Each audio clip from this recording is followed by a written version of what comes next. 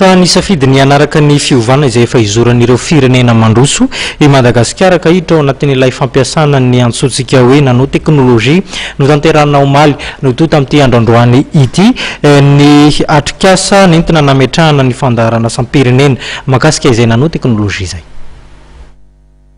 Nisafidy nitodika amin'ny fampiasana ny nanoteknolojia Madagasikara entina boriboribona ny sehatra maro izay akina ny fiainam-ponina amin'ny andavanandro. Efa maro amin'ireo firenendehibe no efa mampiasa ity siansa ampiasana ny nanometra ity. Nanoteknolojia dia siansa mikasika an'ilay atao hoe nanometra. Nanometra moa zany dia 1 milliardaine de mètre. Zany hoe raha alainao le 1 millimètre iny dia mbola zaranao 1 million de fois izay no nanometra. Ka ny izy io avy amin'ny nucléaire ny vy. Koa izay ataokony hoe chute zany na retombée ny fikarohana momba nucléaire.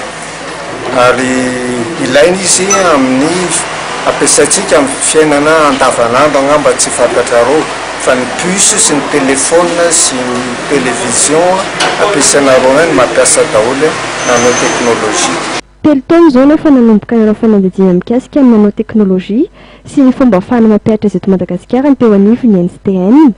Ny taon-dasa kosa izany hoe tamin'ny volana septambra 2024 teo no nifanantona tamin'ny ivitoeram-pikarohana Minatech de Grenoble any la France ny ministère fampianarana ambony sy fikarohana scientifique niaraka tamin'ny technicien ny Cora Nano na ny commission Raoul Landriambolona pour la nanotechnologie mba ahafahana mametraka fiaraha-miasa eo amin'ny tontolo nanoteknolojia eto Madagasikara.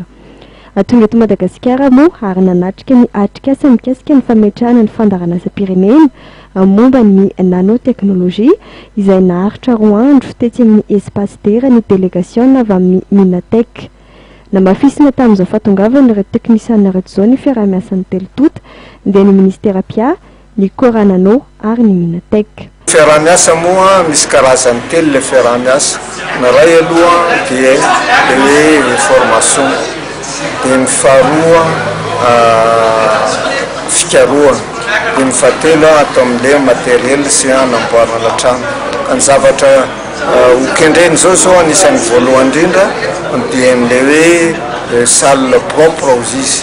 Zany hoe io manko raha ohatra jerevana amin'ilay nanoteknolojia ny vovoka aminareo io raha pitoviana amin'izy raha atao le fitahina any zany dia ohatrany ngamba elefanta ao dia le zavatra tena kely no zay an'izay. Ka izay ny ilainany hoe tsy maintsy madio le izy. Dia natongavana moa ka ao anatin'ny anankiray le Pierre de la Leza olona spécialiste momba ny fanaovana an'io trano madio zany hoe ataon'ilay salle blanche afa ny tena marina salle propre ny tena izy clean room moa izy ny teny anglisy.